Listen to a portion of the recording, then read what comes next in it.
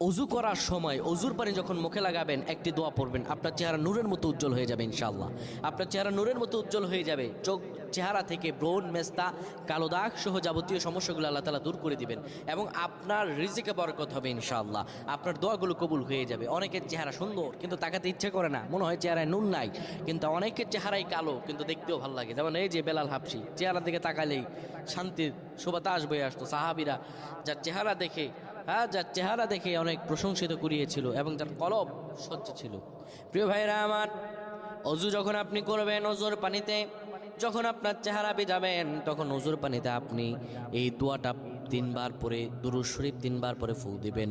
দোয়াটি হলো আল্লাহু নূরুস সামাওয়াতি ওয়াল আরদ, আল্লাহু নূরুস সামাওয়াতি ওয়াল আরদ। পানিগুলো নিয়ে সেই পানির মধ্যে আপনি ফু দিয়ে চেহারার মধ্যে লাগাবেন। আমার আল্লাহ রাব্বুল আলামিন